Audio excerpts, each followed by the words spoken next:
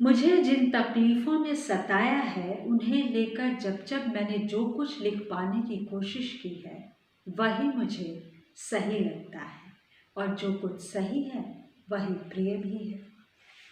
तकलीफ देह बात यह है कि कष्ट और यातना के इन प्रसंगों को प्रिय कहना पड़ रहा है। कहानियाँ मेरे लिए मूलतः असहमति का माध्यम है। इस असहमति के स्तर और क्षेत्र क्या रहे हैं, यह कहानियाँ खुद ही बता देंगी। जब से अपने चारों तरफ की दुनिया की ओर देखना शुरू किया, तो पाया कहीं कुछ भी बदल नहीं रहा था, इसलिए मुझे बदलना पड़ा। मुझे मेरे चारों ओर के कटु यथार्थ ने बदल दिया। 10वां पास करते करते क्रांतिकारी समाजवादी पार्टी के प्रगाढ़ संपर्क में आया, मार्क्सवाद की सक्रिय पाठशाला में शामिल हुआ और जन क्रांति में शहीदों के जीवन चरित्र पर छोटे छोटे लेख लिखने शुरू किए। वहीं से शायद लेखन की विधिवत दीक्षा मिली और फिर उसी में अपने निर्णय जोड़ते गए। यही कहानियाँ निर्णयों का पर्याय बनती गईं। मेरे लिए मेरी कहानियाँ समय की धुरी पर घूमती सामान्य सच्चाइयों के प्रति और पक्ष में लिए गए निर्णयों की कहानियाँ हैं। कहानी यदि लेखक का निर्णय नहीं है तो क्या है?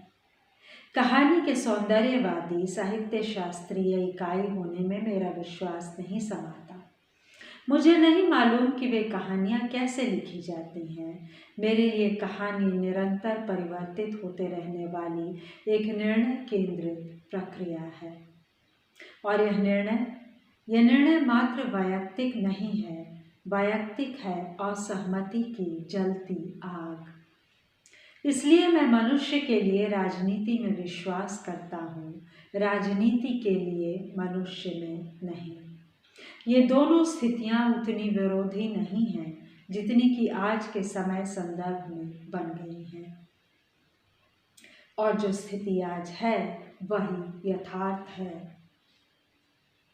आदर्शों के सीमांत पर तो अंततः सब ठीक साबित हो जा सकता है, पर आदर्शों तक पहुँचने की राह में मनुष्य को कितना छला गया है और कितना छला जाता रहा है, इसे नज़रअंदाज कैसे किया जा सकता है। यातनाओं के जंगल से गुजरते मनुष्य की इस महायात्रा का जो सहयोगी है, वही आज का लेखक है। सह और समानांतर जीने वाला सामान्य आदमी के साथ। राजा निर्बंसिया और देवा की माँ उसी आधारभूत निर्णय की कहानियाँ हैं जिसका जिक्र मैंने ऊपर किया है। या यूँ कहिए कि जिंदगी से आए पात्रों के निर्णयों को मैंने रेखांकित किया है। जीवन और उसके परंपरागत मूल्यों के प्रति उन पात्रों की असहमति ही मेरी असहमति भी है। इस प्रथम दौर की कहानियाँ हैं सीखचे, मुर्दों की दुनिया, आत्मा की आवाज़, राजा निर्बंसिया, देवा की माँ, भटके हुए लोग, कस्बे का आदमी, गर्मियों के दिन, एक अश्लील कहानी, अकाल, पीला गुलाब आदि। सन 52 से 58-59 तक इस दौर की अंतिम कहानी थी नीली झील और इकलौता उपन्यास है एक सड़क 57 गलियाँ। यह मैनपुरी इलाहाबाद के बीच का समय है। यूँ मेरी पहली कहानी है कॉमरेड, जो किसी संकलन में शामिल नहीं है। एटा से निकली अप्सरा पत्रिका में छपी थी। दिल्ली में मैं सन 59-60 में आया। तब जिस रचनात्मक दबाव से गुजरा, वह खोई हुई दिशाएं संकलन की भूमिका में मौजूद हैं। नई कहानी की भूमिका सन 67 में लिखी गई, जो नई कहानी के पूरे दौर का मेरा अपना विश्लेषण है। सन 63 से 65 तक नई कहानियाँ पत्रिका का संपादन करते हुए जो वैचारिक उथल पुथल रही, उसे उस समय लिखे संपादकीय बता सकते हैं। और सन 66, 67, 68 में जो कुछ और सोचा, वह 4 किस्त लंबे लेख अय्याश प्रेतों का विद्रोह धर्मयुग में प्रकाशित में बहुत हद तक मौजूद है।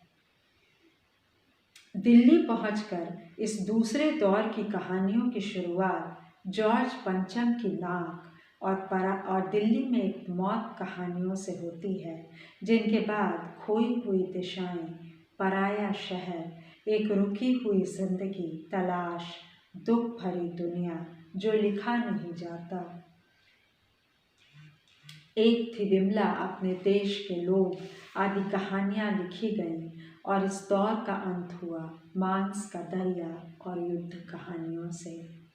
उपन्यास लिखे, डाक बंगला, लौटे हुए मुसाफिर, तीसरा आदमी और समुद्र में खोया हुआ आदमी। इसके बाद सन 66 के दिसंबर में बम्बई आया और इस तीसरे दौर की शुरुआत हुई, या कुछ और तथा नागमणि से। फिर लड़ाई, बयान, जोखिम, रातें, लाश, मैं, अपना एकांत, उस रात वह मुझे, ब्रीच कैंडी, कितने पाकिस्तान आदि कहानियाँ लिखी गई।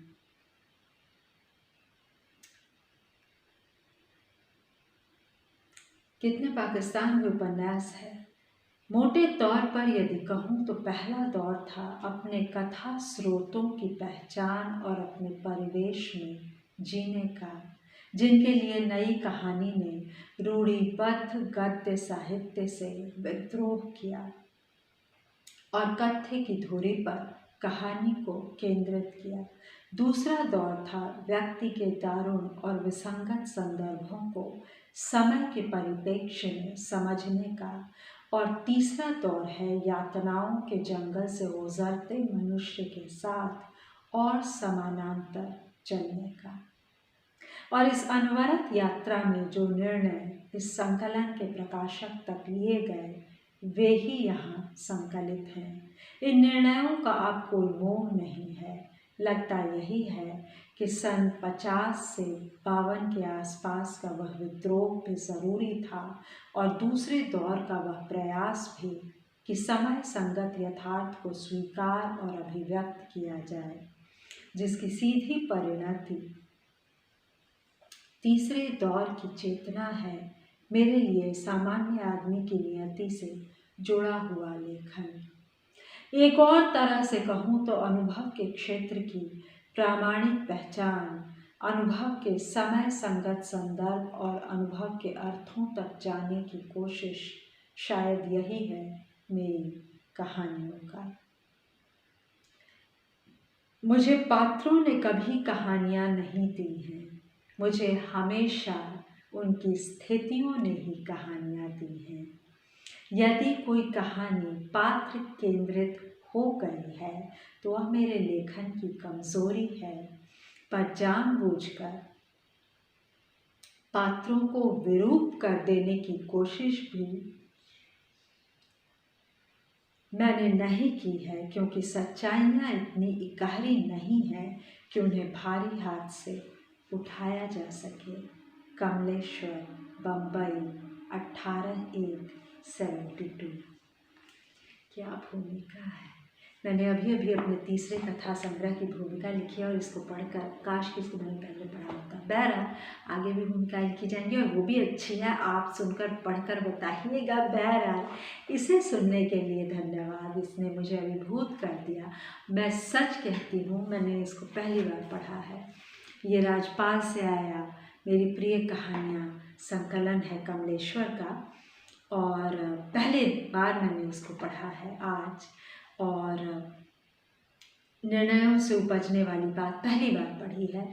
और दोस्तों, मेरा जो तीसरा कविता संग्रह है प्रत्यंचा, उसमें कविता है, अंततः एक निर्णय है कविता। मुझे खुशी इस बात की है कि हम कहीं ना कहीं, मेरे एक शिक्षक भी कहा करते थे कि हम कहीं ना कहीं कुछ एक शब्दों के घेरों, दायरों और सोच के एक विस्तृत आसमान में जीते हैं।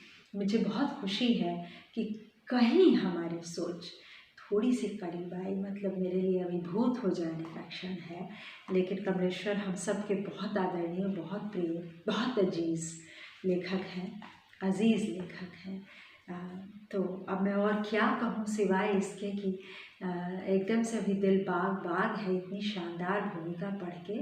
और देखिए, ये मैं इस बात से 100% बतौर कहानीकार सहमत हूँ कि एक तो कि कहानियाँ असहमति की उपज हैं हमारे समाज से, और दूसरी कि मुझे कभी पात्रों ने कहानियाँ नहीं दी, मुझे हमेशा उनकी स्थितियों ने कहानियाँ दी हैं। अद्भुत। तो दोस्तों, ये थी कमलेश्वर लिखित भूमिका, उनके इस कथा संकलन से। आशा है कि पसंद आया मेरा पाठ, और पसंद आई जाहिर सी बात है भूमिका। मैं आपकी टिप्पणी का इंतज़ार करूँगी। सुनने के लिए धन्यवाद। लाइक और सब्सक्राइब करें।